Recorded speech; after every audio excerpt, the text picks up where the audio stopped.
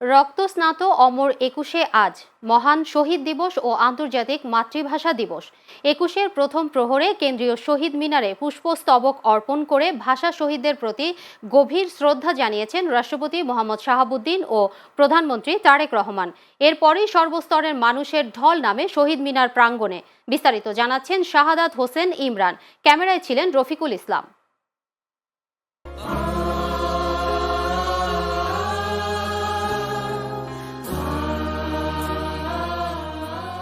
রাত 12টা 1 মিনিট।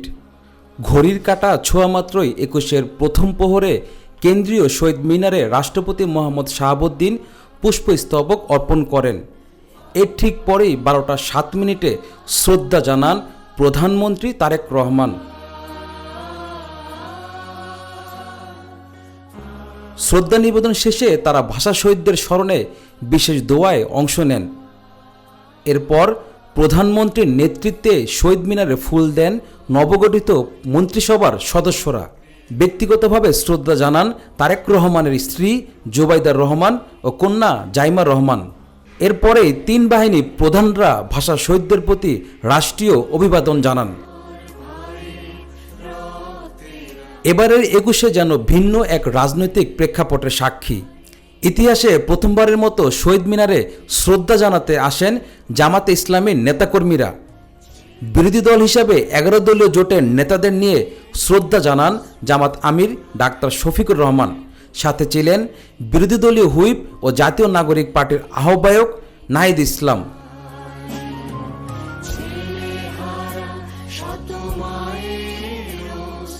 ভোর হতেই শহীদ মিনার চত্বর রূপ নেয় জনসমুদ্রে। হাতে ব্যানার ফেস্টুন আর কণ্ঠে আমার ভাইয়ের রক্তে রাঙানো 21শে ফেব্রুয়ারি গানটি গেয়ে নগ্ন পায়ে প্রভাত ফেরিতে সামিল হন সর্বস্তরের মানুষ। 17 বছরের শাসন আর অনিয়মের পাহাড় ডিঙিয়ে এক নতুন বাংলাদেশের চেতনায় উজ্জীবিত হওয়ার প্রত্যয় ফুটে ওঠে প্রত্যেকের কণ্ঠে। তাদের যে অবদান, সেই কারণে আমরা আজকে বাংলায় কথা বলতে পারছি। তো এই বাংলায় যে কথা বলতে পারছি যাদের জন্য, তাদের শ্রদ্ধা জানানো, তাদের স্মরণ করা আমাদের বাঙালি হিসেবে কর্তব্য। চাচুর সাথে এসেছি আমি আজকে। আর ভাষা শহীদদের প্রতি সবসময় একটা সম্মান তো কাজ করে, সেজন্য আসা। আসলে যতদিন বাংলাদেশ থাকবে ততদিন এদেশের মানুষ শহীদের স্মৃতির প্রতি শ্রদ্ধা জ্ঞাপন করবে এবং তারা আগামী বাংলাদেশ কেমন হবে, কি প্রত্যাশা তাদের, সেটা নিয়ে তারা এখান থেকে আসলে অঙ্গীকার করে যাবে আর কি। চেতনায় নিজেকে রাঙানোর একটা অপূর্ব সুযোগ হিসাবে প্রতি বছর এই শহীদ মিনার আমরা ফুল দিতে আসছি। পৃথিবীতে এটা যে ভাষার জন্য প্রাণ দিয়েছে, সেই ভাষাটা আমরা ফিরে পেতে চাই। আমার পরবর্তী জেনারেশন, আমার 2 কন্যাকে নিয়ে এসেছি, তারা যেন তাদের মাতৃভাষাটার মর্যাদা রাখে। 21শে ফেব্রুয়ারি শুধু উদযাপনের দিন না, এটা আসলে গভীরভাবে অনুভবেরও দিন বটে। ঠিক কাদের আত্মত্যাগে আমরা আসলে এই বাংলা ভাষায় কথা বলতে পারছি, কাদের আত্মত্যাগের বিনিময়ে আমরা এই দেশ পেয়েছি। নতুনরা আবার এই চেতনাকে সামনের দিকে অগ্রসর করে নিয়ে যাবে। বাঙালির যে চেতনা, বাংলাদেশের মানুষের যে সাংস্কৃতিক ঐতিহ্য, সেই ঐতিহ্যকে এরা ধারণ করবে, সেটা আমরা প্রত্যাশা করতে চাই। দুর্নীতি এবং ধর্মান্ধতা সম্পূর্ণভাবে একুশের চেতনার সাথে সাংঘর্ষিক, এটি প্রতিহত করতে হবে। শুধুমাত্র শ্রদ্ধা নিবেদনই নয়, এবারের 21শে ফেব্রুয়ারি যেন বয়ে এনেছে এক নতুন রাজনৈতিক ও সামাজিক বার্তা। 17 বছরের শাসনকাল আর নানা চড়াই উতরাই পেরিয়ে সাধারণ মানুষের কণ্ঠে আজ ঝরছে এক নতুন বাংলাদেশের প্রত্যাশা। ভোর থেকে ফুল হাতে নগ্ন পায়ে মানুষের দীর্ঘসারি প্রমাণ করে শহীদদের প্রতি জাতির আবেগ ও ভালোবাসা এক চুলও কমেনি। 21শে প্রথম প্রহরে রাষ্ট্র পর্যায়ে শ্রদ্ধা নিবেদন শেষ হলেও মানুষের ঢল থাকবে সারাদিন ব্যাপী। শহীদ মিনারে পুষ্পশোভিত বেদি যেন আজ কেবল একটি স্মৃতিস্তম্ভ নয়, বরং এটি হয়ে উঠেছে নতুন প্রজন্মের শপথ নেওয়ার মিলনস্থল। Shahadat Hossain Imran, channel S, Dhaka. প্রধানমন্ত্রী হিসেবে দায়িত্ব নেয়ার পর প্রথমবারের মতো রাজধানীর তেজগাঁওয়ে প্রধানমন্ত্রীর কার্যালয়ে দাফতরিক কার্যক্রম শুরু করেছেন প্রধানমন্ত্রী তারেক রহমান।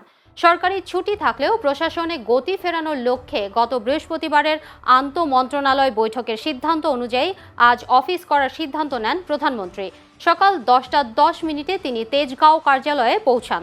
সেখানে তাকে স্বাগত জানান প্রধানমন্ত্রীর মুখ্য সচিব ABM আব্দুস সাত্তার এবং অতিরিক্ত প্রেস সচিব আতিকুর রহমান রুমন। দাপ্তরিক কাজ শুরুর আগে প্রধানমন্ত্রীর কার্যালয় চত্বরে একটি স্বর্ণ চাপা ফুলের চারা রোপণ করেন তারেক রহমান। এরপর তিনি মহান আল্লাহর দরবারে শুকরিয়া আদায় করে বিশেষ মোনাজাতে অংশ নেন।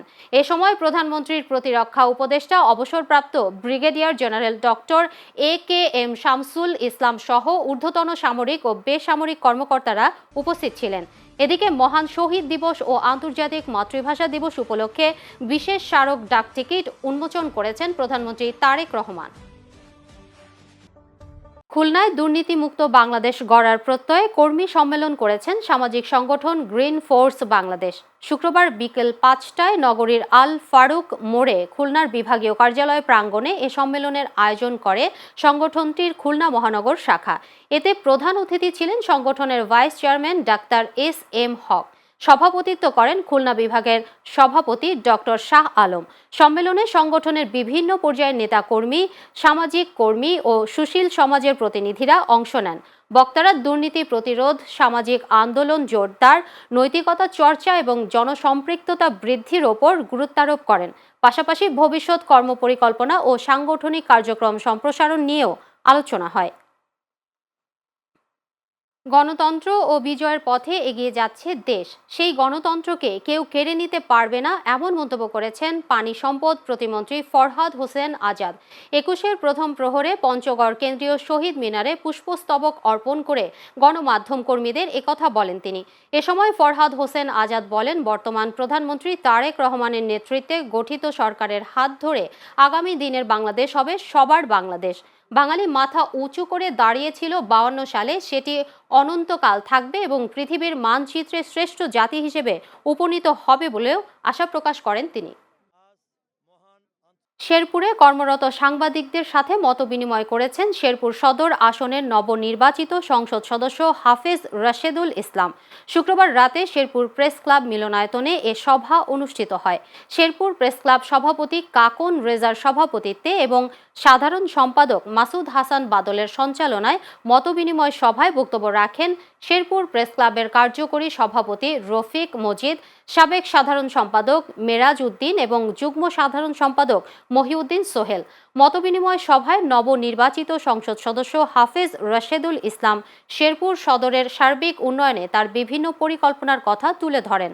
মতবিনিময় সভায় শেরপুর জেলা জামায়াতের আমির মাওলানা হাফিজুর রহমান সহ জেলার বিভিন্ন প্রিন্ট ও ইলেকট্রনিক মিডিয়ার সাংবাদিকবৃন্দ উপস্থিত ছিলেন। বিএনপির নেতাকর্মীদের বাধার মুখে শহীদ মিনারে শ্রদ্ধা জানাতে পারেননি ব্রাহ্মণবাড়িয়া 2 আসনের সংসদ সদস্য ব্যারিস্টার রুমিন ফারহানা। শুক্রবার দিবাগত রাত 12টার দিকে সরাইল উপজেলার কেন্দ্রীয় শহীদ মিনার প্রাঙ্গণে এক ঘটনা ঘটে।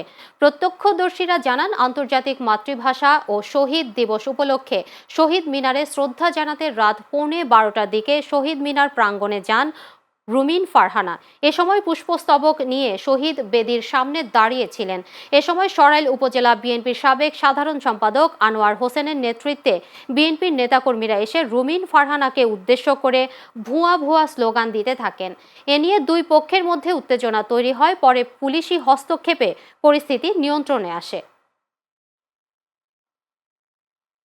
বিদ্যুৎ, জ্বালানি ও খনিজ সম্পদ মন্ত্রী ইকবাল হাসান মাহমুদ টুকু বলেছেন, 21শে ফেব্রুয়ারি হচ্ছে বাংলাদেশের স্বাধীনতার প্রথম সোপান। শহীদ দিবস ও আন্তর্জাতিক মাতৃভাষা দিবস উপলক্ষে সিরাজগঞ্জ বাজার স্টেশনস্থ মুক্তির সোপানে রাত 12:01 শহীদ মিনারে ফুলেল শ্রদ্ধা নিবেদন শেষে তিনি একথা বলেন। এ সময় জেলা বিএনপির সাধারণ সম্পাদক সাইদুর রহমান বাচ্চু ও ইকবাল হাসান টুকুর একমাত্র ছেলে আবেদ মাহমুদ সহ দলীয় নেতাকর্মীরা উপস্থিত ছিলেন। মন্ত্রীর ফুলেল শ্রদ্ধা শেষে জেলা প্রশাসনের পক্ষে জেলা প্রশাসক আমিনুল ইসলাম, জেলা পুলিশ সুপারের পক্ষে পুলিশ সুপার সাইফুল ইসলাম শান্তু ফুলেল শ্রদ্ধা জানান। এরপর পর্যায়ক্রমে জেলা মুক্তিযোদ্ধা সংসদ, জেলা বিএনপি ছাত্রদল, যুবদল, বিভিন্ন সরকারি বেসরকারি প্রতিষ্ঠান এবং বিভিন্ন সংগঠন ফুলেল শ্রদ্ধা জানান। 21শে ফেব্রুয়ারি হচ্ছে বাংলাদেশের স্বাধীনতার প্রথম সোপান। সেদিনই ভিত্তি প্রস্তর স্থাপন করা হয়েছিল যে এই বাংলাদেশে একটি স্বাধীন সত্তা হবে। ভাষার জন্য লড়াই মানে একটা মানচিত্রের জন্য লড়াই। সেই লড়াই 21শে ফেব্রুয়ারিতে শুরু হয়েছিল, 71-এ শেষ হয়েছে। নতুন প্রজন্মের কাছে বার্তা হলো যে নিজের মাতৃভাষাকে উপরে রাখতে হবে এবং মাতৃভাষাকে রক্ষা করতে হবে। 21 এটাই শিখ। ভোলার ব্যাংকের হাট বাজারে চ্যানেল এস-এর জেলা প্রতিনিধি সাংবাদিক মনসুর আলমের ওপর সন্ত্রাসী হামলার ঘটনা ঘটেছে। সন্ত্রাসী হামলার ঘটনায় বিভিন্ন মহল নিন্দা জানিয়েছে। সোমবার সন্ধ্যায় মোটরসাইকেলে যাওয়ার পথে সদর উপজেলা ব্যাংকের হাট বাজারে স্থানীয় সন্ত্রাসী মমিন ও তার সহযোগীরা পথরোধ করে ধারালো অস্ত্র দিয়ে মাথায় কুপিয়ে আহত করে এবং 2,60,000 টাকা ছিনিয়ে নেয়। স্থানীয়রা তাকে উদ্ধার করে ভোলা সদর হাসপাতালে নিয়ে ভর্তি করেন। ভোলা সদর থানার মমিন ও তার সহযোগীদের বিরুদ্ধে মামলা দেওয়া হলেও এখনও কাউকে গ্রেফতার করতে পারেনি পুলিশ। তবে দীর্ঘদিন ধরে মুমিন যুবদলের নাম ভাঙিয়ে এলাকায় অনেকের কাছ থেকে চাঁদাবাজি করছে বলে অভিযোগ রয়েছে। এছাড়া মুমিনের বিরুদ্ধে ভোলা সদর থানায় একাধিক চাঁদাবাজি মামলা রয়েছে। ভোলা সদর মডেল থানার ওসি মনিরুল ইসলাম জানান, সাংবাদিকদের ওপর হামলার ঘটনায় মুমিন ও তার সহযোগীদের বিরুদ্ধে মামলা হয়েছে। আসামিদের গ্রেফতারের চেষ্টা চলছে। সিরাজগঞ্জের উল্লাপাড়া আসনের সংসদ সদস্য মাওলানা রফিকুল ইসলাম খানের সাথে উপজেলার সকল কর্মকর্তা ও কর্মচারীদের সাথে মতবিনিময় সভা অনুষ্ঠিত হয়েছে। শনিবার সকাল 11টায় উপজেলা পরিষদ হল রুমে উপজেলা নির্বাহী কর্মকর্তা এটিএম আরিফের সভাপতিত্বে এ সময় উপস্থিত ছিলেন উল্লাপাড়ার এমপি মাওলানা রফিকুল ইসলাম খান, উপজেলা জামায়াতের আমির ও সাবেক উপজেলা ভাইস চেয়ারম্যান অধ্যাপক মোহাম্মদ শাহজাহান আলী, উপজেলা জামায়াতের সেক্রেটারি মোহাম্মদ খায়রুল ইসলাম, মডেল থানার ভারপ্রাপ্ত কর্মকর্তা মোহাম্মদ শাকিউল আজম সহ অনেকেই। পাবনায় সাথিয়ায় শহীদ দিবস ও আন্তর্জাতিক মাতৃভাষা দিবস উদযাপন উপলক্ষে আলোচনা সভা ও পুরস্কার বিতরণী অনুষ্ঠিত হয়েছে। শনিবার দুপুরে সাথিয়া উপজেলা পরিষদ হল রুমে এই আলোচনা সভা ও পুরস্কার বিতরণী অনুষ্ঠানে প্রধান অতিথি ছিলেন পাবনা 1 আসনের সংসদ সদস্য ব্যারিস্টার নাজিবুর রহমান মোমেন। উপজেলা নির্বাহী কর্মকর্তা রিজু তামান্নার সভাপতিত্বে অনুষ্ঠানে উপস্থিত ছিলেন সহকারী কমিশনার ভূমি আসিফ রায়হান, উপজেলা স্বাস্থ্য ও পরিবার পরিকল্পনা কর্মকর্তা আব্দুল বাতেন, সাথিয়া থানার officer in charge OC Rafiqul Islam, উপজেলা জামায়াতের আমির মাওলানা মুখলেসুর রহমান সহ আরও অনেকেই উপস্থিত ছিলেন। ঢাকা জেলা ডিবির পৃথক 2 অভিযানে সাভার থেকে 300 পুরিয়া হেরোইন ও 500 গ্রাম গাঁজা সহ 2 পেশাদার মাদক ব্যবসায়ীকে গ্রেফতার করা হয়েছে। ডিবির বিশেষ অভিযানে 20 ফেব্রুয়ারি দিবাগত রাতে ঝাউচর এলাকা থেকে 500 গ্রাম গাঁজা সহ ইমান আলী এবং 21 ফেব্রুয়ারি ভোরে আমিনবাজার 5 গাছিয়া এলাকা থেকে 300 পুরিয়া হেরোইন সহ সজীব নামে 2 মাদক ব্যবসায়ীকে আটক করা হয়। ডিবি পুলিশের অফিসার ইনচার্জ সাইদুল ইসলাম জানায়, আটক মাদক ব্যবসায়ীদের বিরুদ্ধে একাধিক মাদক মামলা রয়েছে। সংশ্লিষ্ট থানায় মামলা রুজু করে আদালতে পাঠানো হয়েছে। যখন যে সরকার বা দল ক্ষমতায় আসে তারাই ভাষা আন্দোলনের ইতিহাস রচনা করে।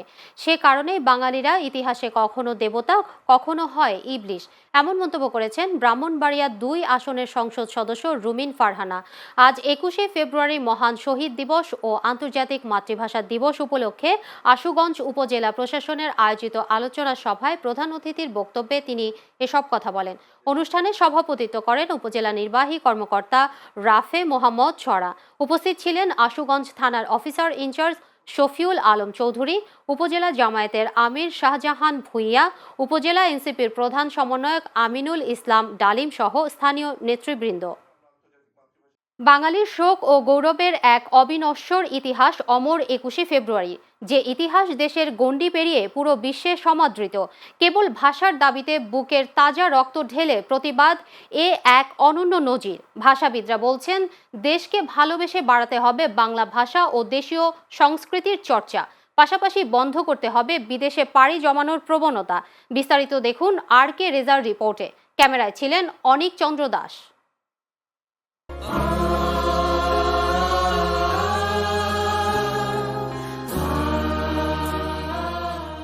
রক্তরাঙা সেই পলাশ শিমুল ফোটা দিনের স্মৃতি নিয়ে আজ ফিরে এলো ঐতিহাসিক 21শে ফেব্রুয়ারি। 1952 সালের এই দিনে মাতৃভাষা মর্যাদা রক্ষায় বুকের তাজা রক্ত ঢেলে দিয়ে বিশ্ব ইতিহাসে এক অনন্য নজির স্থাপন করেছিলেন সালাম, বরকত, রফিক, জব্বার ও শফিউররা।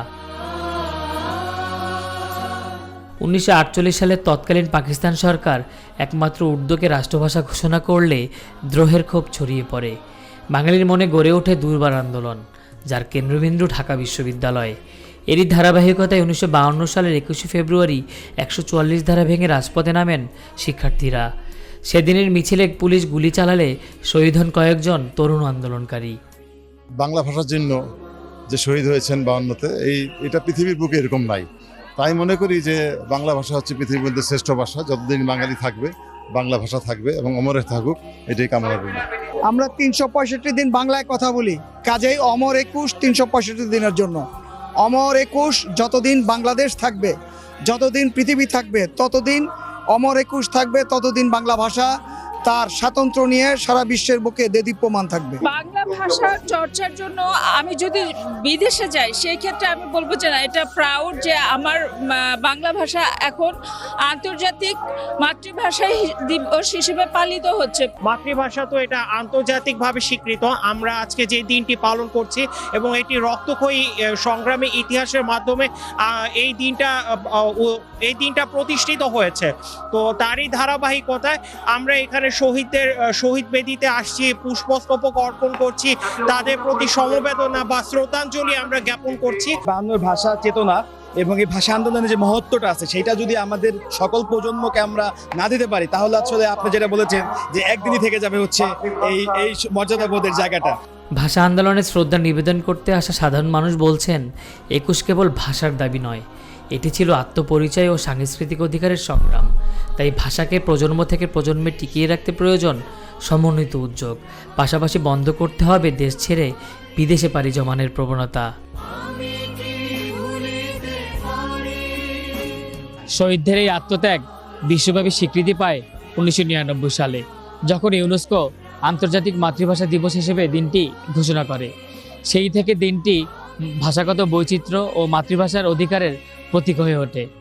শ্রদ্ধা জানাতে আসা এখানকার মানুষ জানাচ্ছেন, স্মৃতির এই মিনারে একদিনের শ্রদ্ধা নয়, বরং বাঙালির গৌরব ও মাতৃভাষার প্রতীক বাংলা ভাষাকে মনে জাগ্রত করে এগিয়ে যেতে পারলেই শোধ হবে শহীদদের রক্তের ঋণ। শহীদ মিনার থেকে আর কে রেজা, চ্যানেল এস, ঢাকা।